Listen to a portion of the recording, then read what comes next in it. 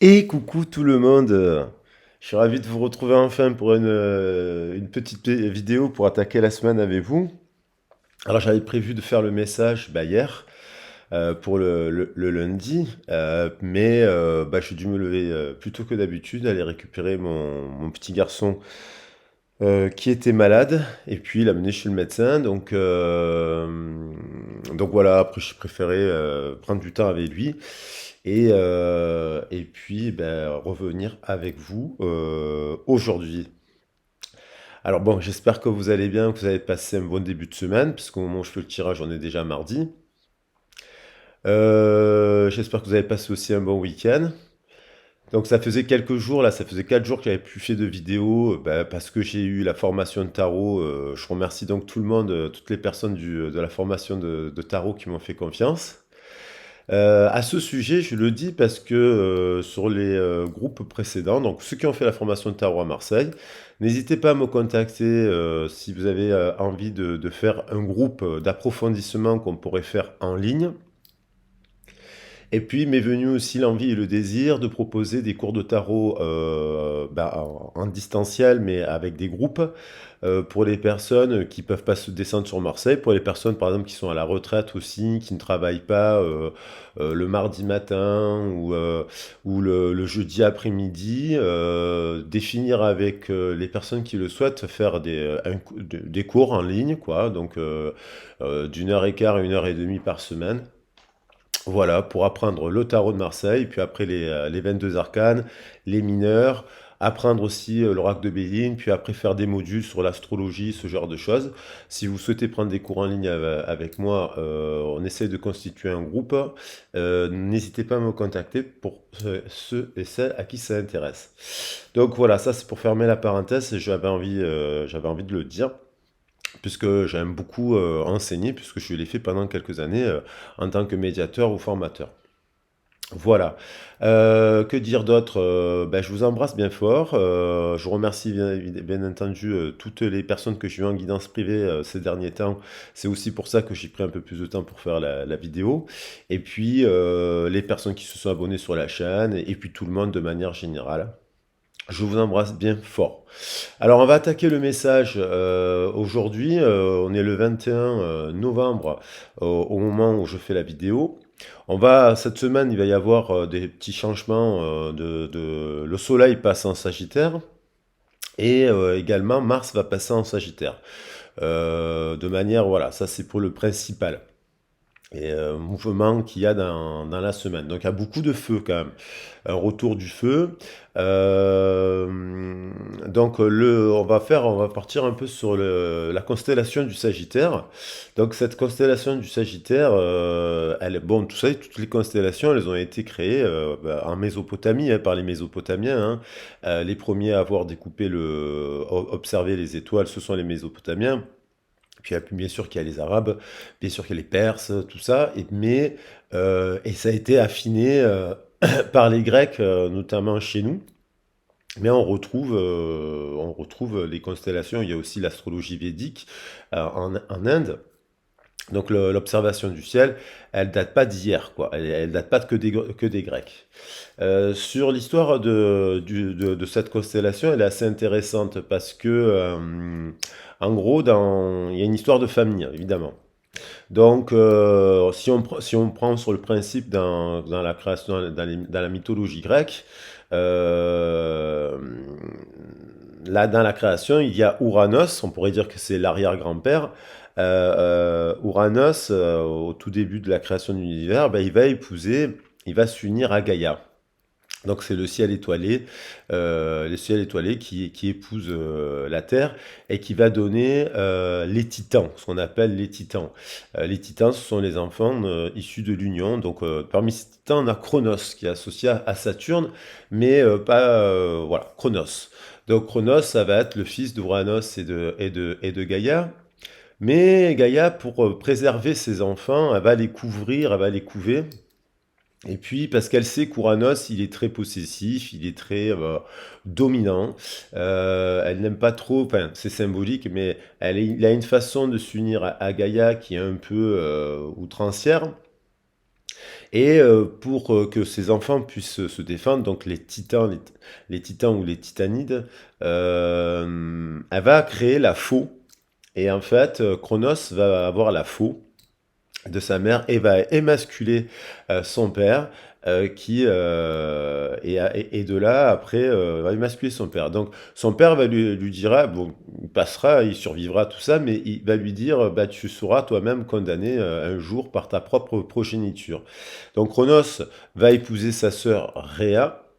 Et il va avoir donc Poséidon, Hadès, Héra et compagnie. Et Rhea, comme lui, il a eu cette prémonition une de ses progénitures le vaincra, il décide de manger tous ses enfants. Donc c'est un ogre qui mange tous ses enfants, quand même, dans l'histoire. Et puis, sauf que Rhea va cacher Zeus, et Zeus viendra se venger auprès de son père et puis libérer tous ses frères et sœurs. Il y aura donc ce qu'on appelle la guerre, la titanomachie. Juste, je parle de Chronos parce qu'il va tromper sa femme avec une autre titanide. Et il va avoir Chiron, entre autres, parce qu'il y a plusieurs... Voilà, c'est la création du Sagittaire. Il va tromper sa femme, il va s'enfuir quand il va se faire démasquer.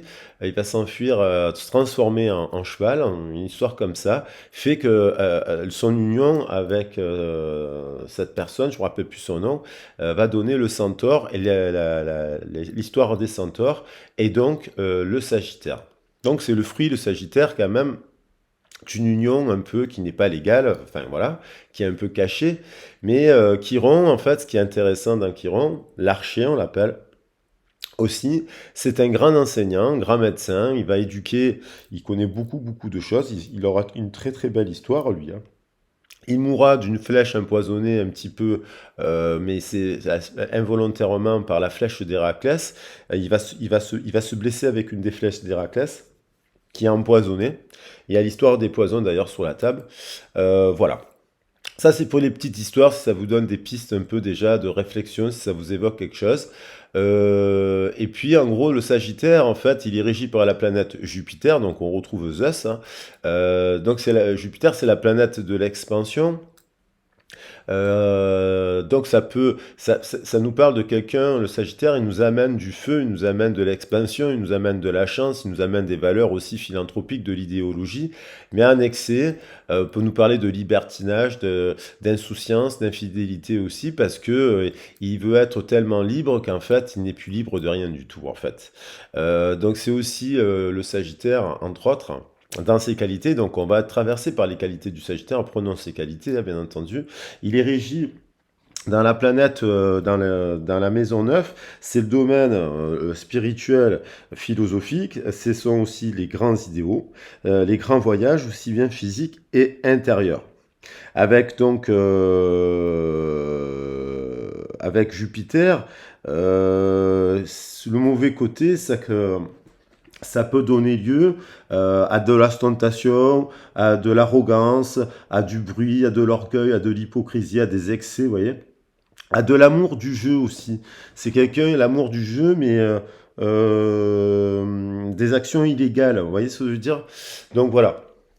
Donc après, le signe du Sagittaire, il a plein d'autres choses à dire dessus, mais pour pas la faire trop longue, je reviendrai un petit peu toute la semaine, et je reviendrai notamment sur l'histoire de cette plume que j'ai trouvée dans la rue, un truc de dingue. Donc moi je pense que c'est un chasseur qui a dû tuer une perdrix, parce qu'on voit très peu de plumes comme ça sur Marseille, donc là, mais ça m'a fait penser à l'histoire de l'archer.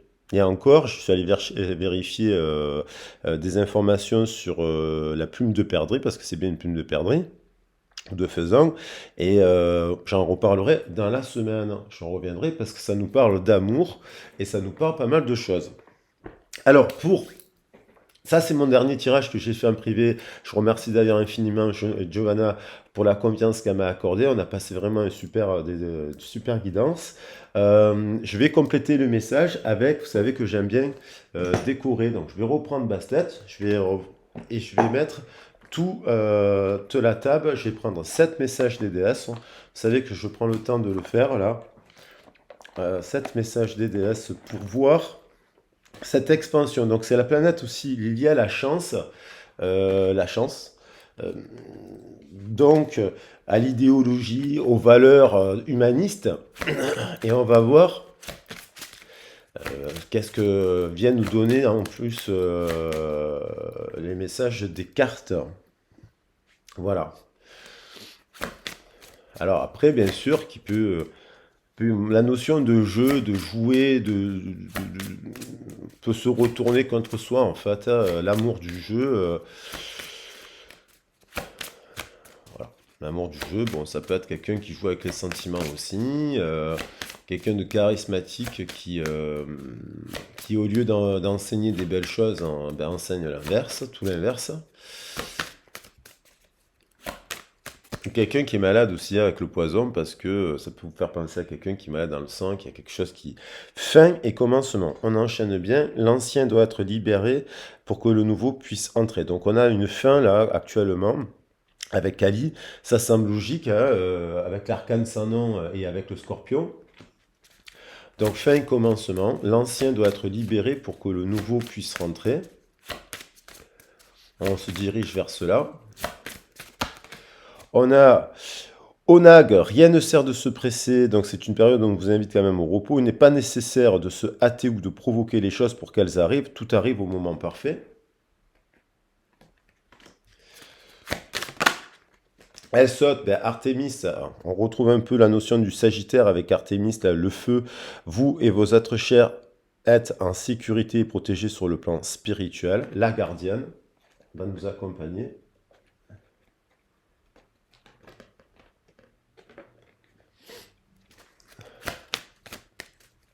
Je vais prendre cette déesse, hein. Vous savez que j'aime bien. Ostara, fertilité. Le moment est parfait pour amorcer de nouveaux projets, accueillir de nouvelles idées et faire naître de nouvelles conditions. Donc ça, vous l'appliquez bien entendu le message au domaine que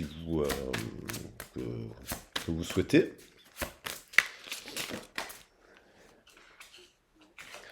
On a Abundancia, prospérité, toute l'abondance de l'univers se déverse sur vous, soyez ouverts pour la recevoir.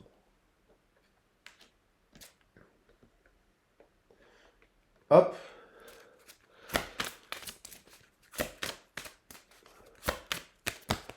Ah, il y en a deux, ils sont restés dans les mains.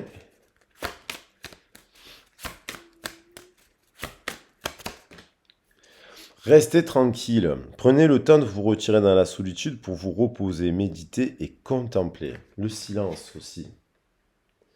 Par rapport au sujet qui vous préoccupe, bien entendu. On retrouve cette deux fois, rien ne sert de se presser, restez tranquille. Il y a une phase de fin pour mettre en place le nouveau. Donc ça, c'est la fin de l'automne, le début de l'hiver. Donc il y a une phase où il faut laisser reposer la terre. Et puis, l'amour inconditionnel, aimez-vous vous-même, aimez les autres, et chaque situation, peu importe les apparences. On a en dos de deck la purification, et j'avais tiré avec, dans mon dernier tirage, la transformation, qui me fait écho justement à la métamorphose du scorpion.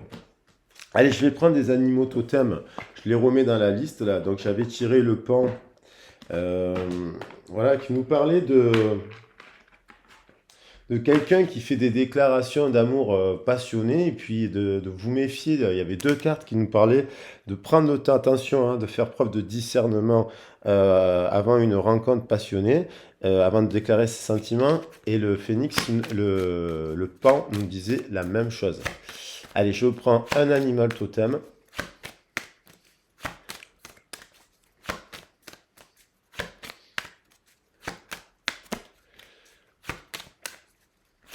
Alors le signe du Sagittaire, il est mutable, hein, il est principe Yang, donc il prend un peu l'énergie du Scorpion, il prend l'énergie du Capricorne.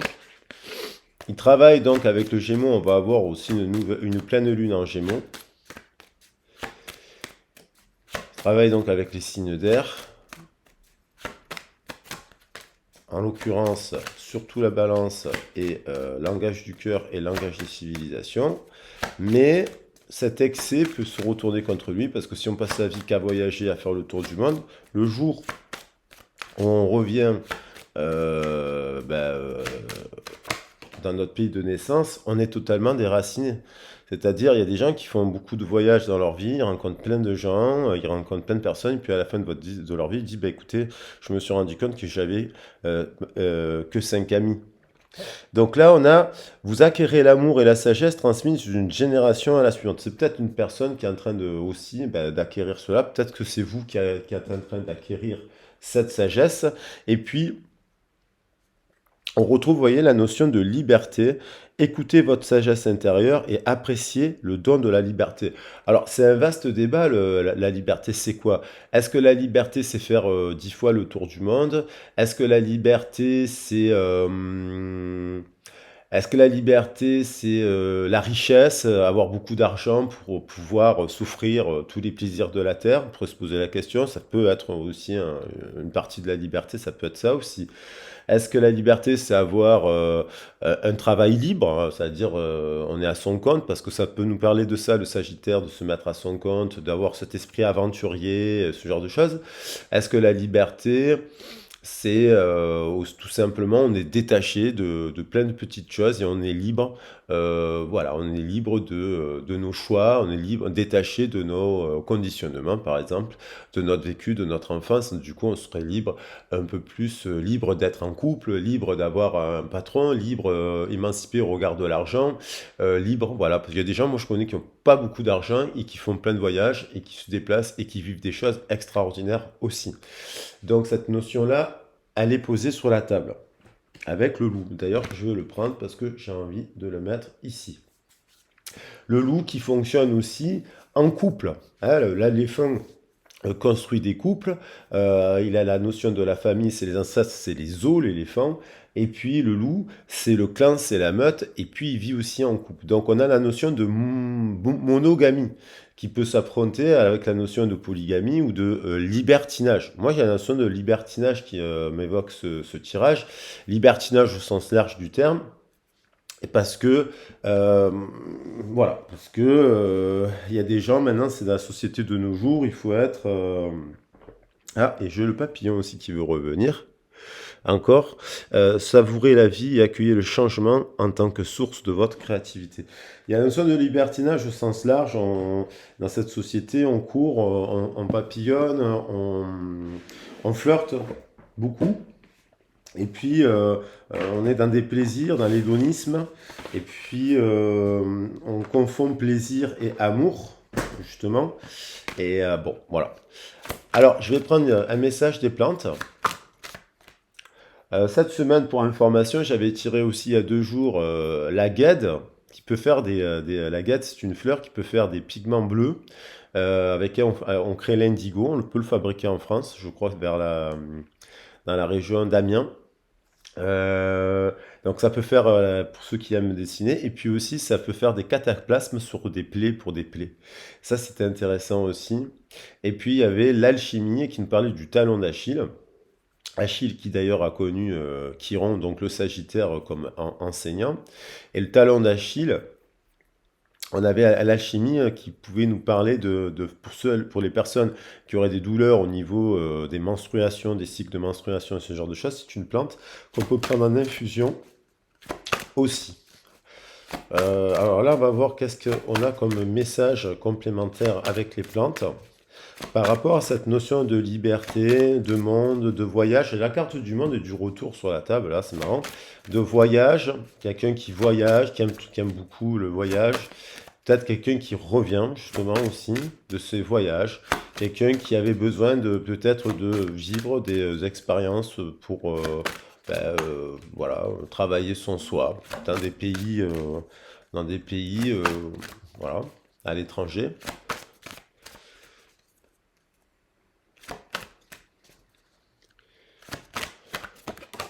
Puisqu'on parle de voyage intérieur aussi. Et on a la fougère qui a voulu revenir. Alors, on va regarder la fougère, c'est une plante assez résistante, et on a les poisons derrière qui sont restés sur la table. Alors, dans les poisons nous disent que ces plantes-là, elles sont à petite dose. Donc, on a la jusquiame qui a des vertus à toute petite dose, notamment pour les rhumatismes. Il y a la ciguë. Et il y en a une autre. Et puis, les poisons, on nous dit, des fois on goûte le poison et ce poison nous soigne, en fait. Donc, pour être exposé à une situation, ça peut être un homme, une femme, un couple, un partenaire, un professionnel, et une situation qui va finalement vous mettre au soin, à vous libérer totalement de la blessure, à soigner totalement la blessure. Il y a des personnes, vous savez, dans les parcours de flammes, on parle souvent de parcours de flammes, on rencontre quelqu'un. Parcours de flamme, il vous ramène à vous, à votre complétude, à votre bien-être, au émancipé du regard des autres. Des fois, on rencontre des gens dans la vie, des fois, on les revoit pas, hein. Mais en même temps, ces rencontres qui sont super, des fois, ils se retrouvent aussi. Mais je veux dire, mais faut pas s'enfermer à l'idée de se retrouver. C'est d'abord, ça te permet de se retrouver soi, hein. Donc le Sagittaire avec le jumeau, il permet de se retrouver soi. Mais il y a quand même cette idée avec de résistance, avec de patience aussi, avec la fougère, et non pas de précipitation, parce que le Sagittaire, il se précipite, il next, il passe à autre chose. Il y a des gens, ils se séparent, et puis un mois après, ils sont déjà avec quelqu'un d'autre, parce ils veulent pas travailler la blessure. Ils se précipitent, vous voyez. Et il y en a qui restent patients. Ce parcours-là, si on veut vraiment travailler autour de ce parcours-là, il nous fait beaucoup travailler notre ego et notre patience et ce genre de choses. Mais tout en appréciant, tout en nous mettant en amour inconditionnel, et le Sagittaire est aussi amour inconditionnel, et tout en faisant en sorte que cette histoire qui aura pu nous blesser, ou compagnie, une séparation douloureuse, ce genre de choses, elle vous met sur un tremplin, elle vous met sur votre chemin. Et les personnes qui sont dans ces parcours-là, qui rentrent dans leur chemin de vie, ils sont super heureux, ils sont détachés. S'ils revoient leur autre et qu'ils sont pas en couple avec eux, ils vont pas être malheureux. Parce qu'en fait, ils ont créé leur chemin, ils ont créé leur vie avec des actions positives autour, donc ils sont détachés. Vous voyez, cette notion de petit poison peut être là dans cette transition de fin et de commencement et peut nous amener à nous libérer en fait, pour que le retour de la joie, le retour de l'amour à l'intérieur de nous se manifeste dans la matière. Alors, on va quand même prendre le petit message de la fougère. La fougère qui nous parle, puisqu'il y a un coup de tonnerre, alors il y a quand même un inattendu, hein. Je ne dis pas qu'il n'y a pas de retour, il n'y a pas de communication, il y a des gens, vous savez, moi je connais plein de gens qui rediscutent avec des personnes de leur passé et compagnie, hein. Donc ça c'est ceux qui croient, qui s'enferment, qui croient que non, le passé c'est le passé. Non, non, le passé il est là aussi comme un phare, et quand vous renouez dans votre présent, vous reliez votre passé et votre futur, vous êtes en harmonie, en complétude. Vous n'êtes plus soumis au temps ou à la blessure du truc, et vous pouvez faire des retrouvailles super sympas. Certaines se feront sous le prisme du sentimental et de la réconciliation sentimentale, certaines se feront sur le prisme de l'amitié. Après, il faut savoir qu'est-ce qu'on veut vivre.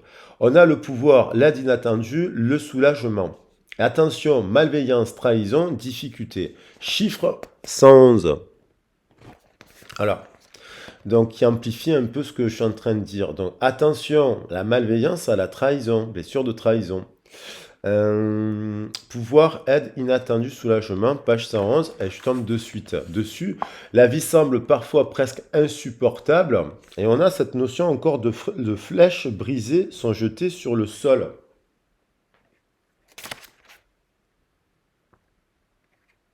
Ah ça c'était les poisons. Ça, c'était les poisons. J'ai regardé. Dans la carte des poisons, on a les flèches de l'archer. Vous voyez. Et d'ailleurs, je rappelle qu'il se fait blesser par une pointe d'Héraclès, parce qu'Héraclès, il a trempé ses flèches dans le sang de l'hydre de Lerne, qui est un poison. Donc, finalement, à petite dose, le poison est curatif, hein, parce qu'on s'injectait un peu du curare ou de la ciguë pour s'immuniser des effets de la ciguë. Les chasseurs faisaient ça. Mais on a aussi on a cette notion là, on a des flèches qui sont par terre, des flèches brisées.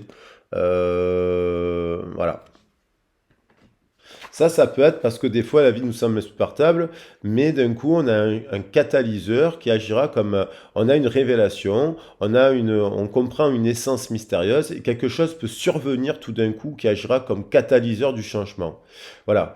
On est tellement influencé par les histoires des films de télévision que nous oublions l'immense pouvoir des choses infimes. La remarque d'un ami ou d'un étranger, une ligne dans un livre, une simple idée qui surgit peut induire une nouvelle direction. Donc il y a l'idée de changement de cap aussi là avec le Sagittaire. Qu'est-ce qu'on vise? C'est quoi notre objectif? C'est quoi notre cible? Avec la flèche, qu'est-ce qu'on veut cibler? La fougère nous parle. Alors mince, la fougère elle est où? La fougère.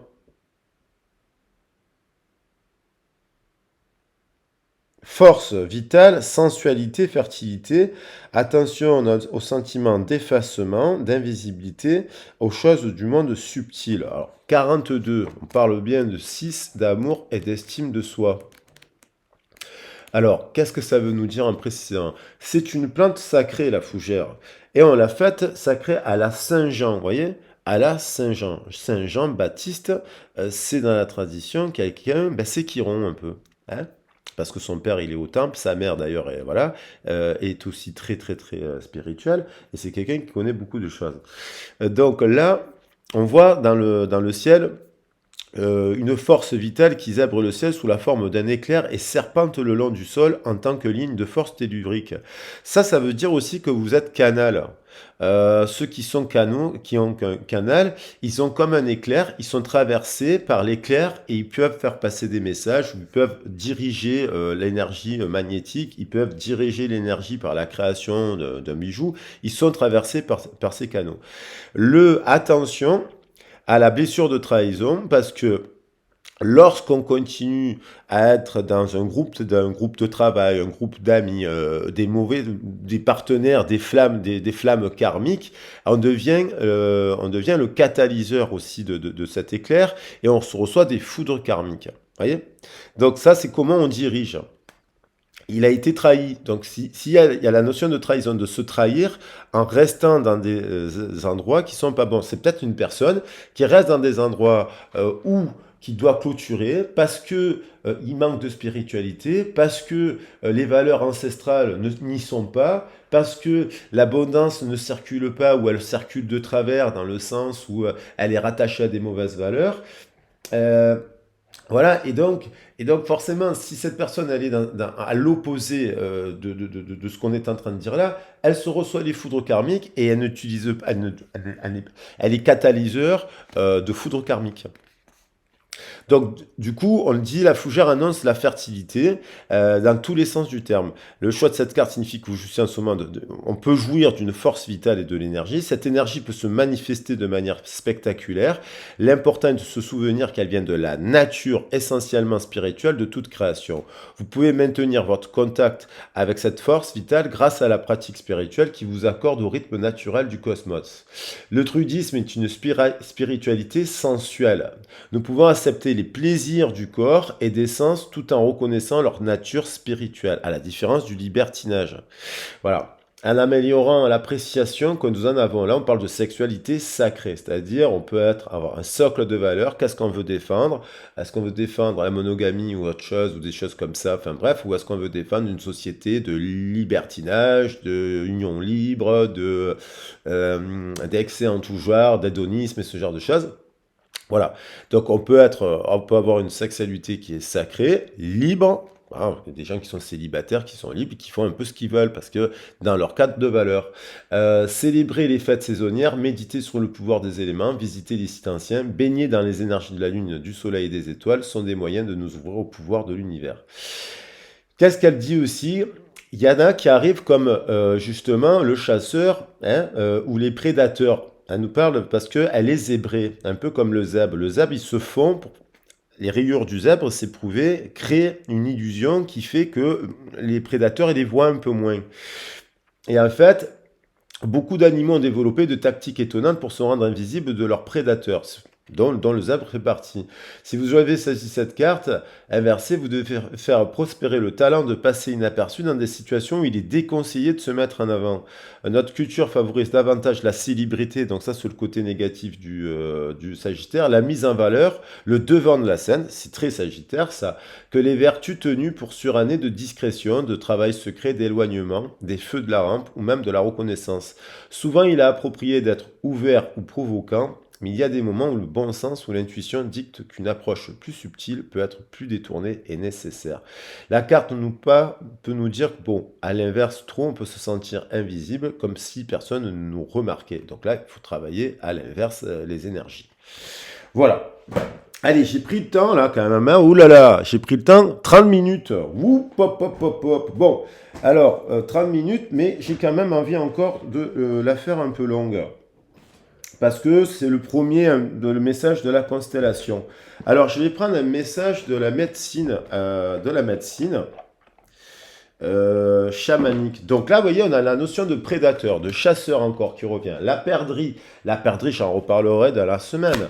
Mais allez, je vais prendre un message et cette carte avec un message. Je vais prendre juste un message.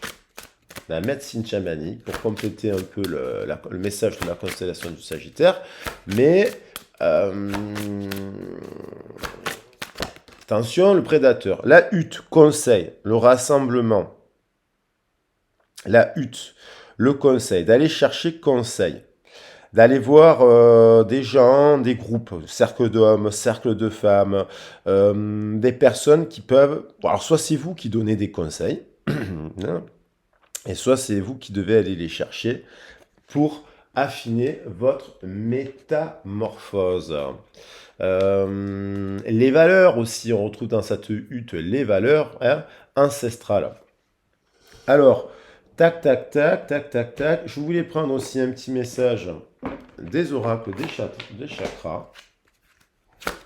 Et après, je prendrai, je pense, que des cartes pour voir précisément. Et on a l'ancrage et on a le pan. Hein, c'est-à-dire, il me fait penser à pan, le 6, l'amour, la nature, la présence, l'esprit pratique, la stabilité et l'expression, vocalisation, individualité, voix intérieure. Donc là, on nous parle d'ancrage.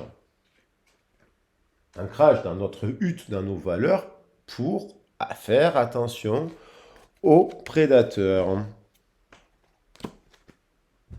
Aux prédateurs, parce que même s'ils n'arrêtent pas méchamment, prédateur, il se nourrit en fait. Ils se nourrissent. Et bon, soit ils sont francs du collier, soit ils ne le sont pas, comme dans l'histoire du petit chaperon rouge, où le loup, il ment. Et donc, du coup, on croit le loup et on se trahit. D'où il est important, après, si on est fort, on traverse les obstacles. Et après, voilà. Alors, on va avoir un message là, vous l'appliquez au domaine. Là, j'ai envie de faire aller un petit message là. Alors, qu'est-ce qui va se passer là?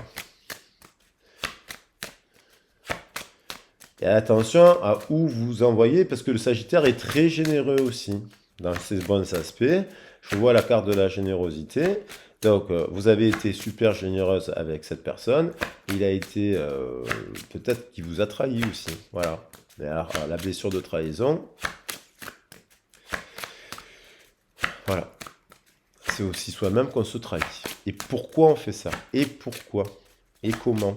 Ça, c'est intéressant, les mécanismes de l'âme à comprendre pour s'en libérer et faire autrement sans sombrer dans la rancune ou la colère. Voilà. Alors là, on a quoi qui nous dit? Miroir magnétique. Ça, c'est aussi l'empreinte là. Miroir magique, argent, distance. Vous voyez? Donc, il y a quelqu'un là qui vous magnétise, qui est magnétique, charismatique, mais qui est aussi dirigé par son chakra racine. Donc peut-être que le chakra racine, il faut le travailler pour le libérer, pour lui mettre de la douceur, des soins, de la tendresse. Miroir magnétique. Joie. Oh, donc on a quand même une réunification dans la sphère du chakra sacré. Il y a quand même deux personnes qui partageraient là beaucoup de centres d'intérêt en commun.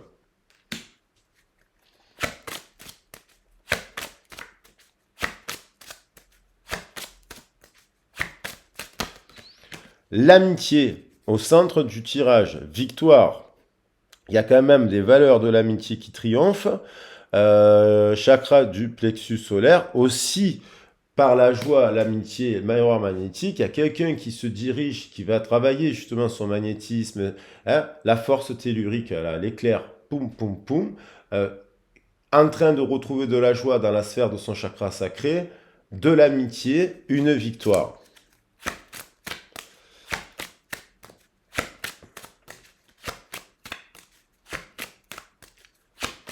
Après, il faut faire attention que si vous êtes magnétique, mais que vous ne distribuez pas votre énergie, ben ça retombe, ça se retourne contre vous.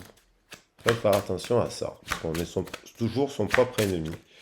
Alors là, boum, elle a voulu tomber, il y en a peut-être un peu trop, le timing, et quoi donc, voilà, à la carrefour des chemins. Il y a un timing, il y a quelqu'un qui est à la croisée des chemins dans sa vie. Il y a aussi cette notion de se dire... alors, on va voir cette croisée de chemin. Est-ce que c'est constater qu'elle n'est pas dans le bon groupe d'appartenance? Elle n'est pas, donc elle est malheureuse, elle n'a pas d'amitié, elle est en perte d'énergie vitale. Ou est-ce qu'elle... bon, tout va bien en ce moment aussi, hein, tant mieux, parce que voilà, il faut le voir comme ça aussi, le message, que tout peut aller bien aussi. Alors, qu'est-ce qui se passe? Changement dans le chakra et dans la saison. La roue tourne.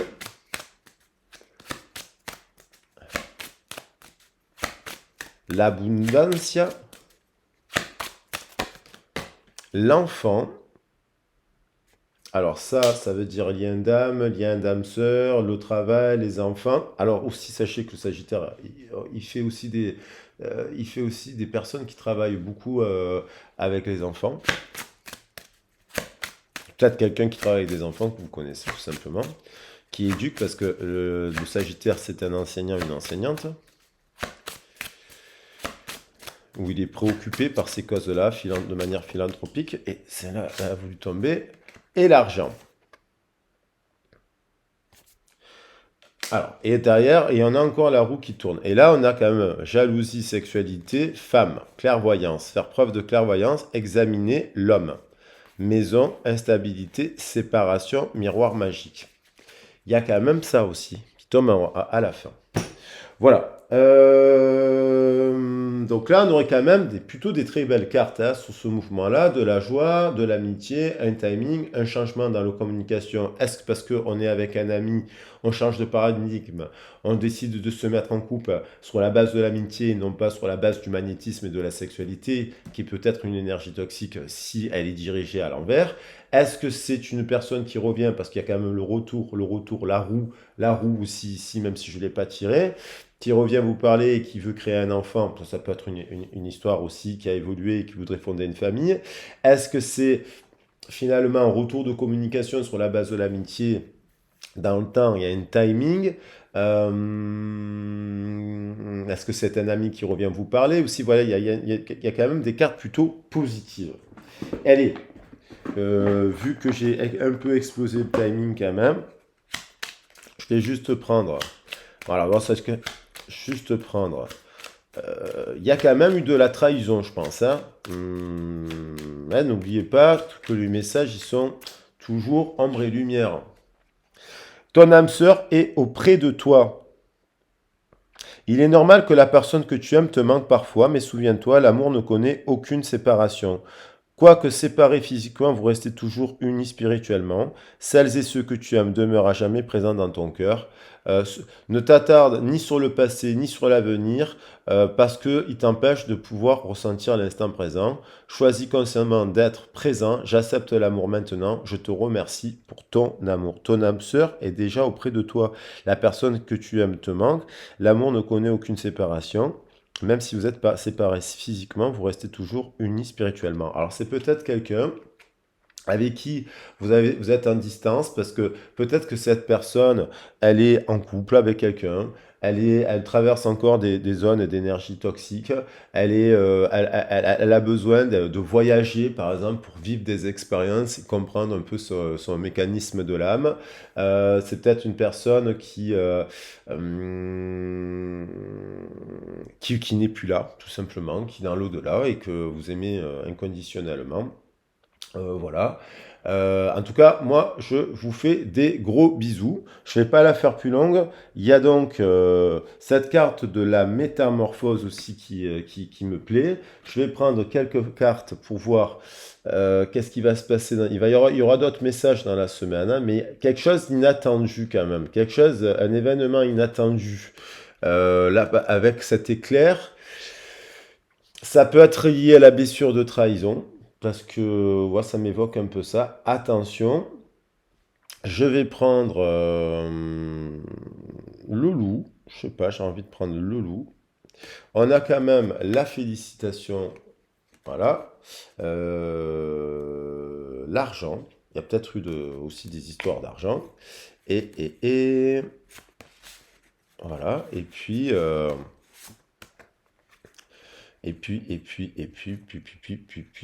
ce sera bien comme ça, je pense. Ça sert à rien. Point trop, non, faux, mais peut-être que je vais plutôt prendre la hutte parce que le conseil, ça nous permet quand même d'avoir un peu de recul sur les choses et qu'est-ce qu'on en fait. Voilà les loulous, j'espère que le message vous a plu, que vous ne l'avez pas trouvé trop long. Je reviendrai dans la semaine, certainement jeudi, pour cette histoire de perdrix. Peut-être que j'axerai un peu plus l'histoire sur le sentimental à ce niveau-là. Le message sera peut-être un peu plus court aussi. Parce que il y a cette histoire de trahison, de blessure, hein, parce qu'avec la blessure de Chiron qui se fait blesser par lui-même, hein, par lui-même il se fait blesser. Voilà. Je vous embrasse bien fort et je vous dis à très vite et à bientôt. Pour ceux et celles qui ont besoin d'un accompagnement, faire un point sur la situation, vous le savez, vous avez mon mail et mon CV dans le descriptif de la vidéo. N'hésitez pas à me contacter, j'essaie de vous proposer un créneau dans les jours qui suivent. Et puis on fait un travail ensemble de fond pour essayer de épurer tout ça et de créer la métamorphose. Je vous embrasse bien fort, je vous embrasse très fort. Bisous, bisous, bisous. Ciao, ciao.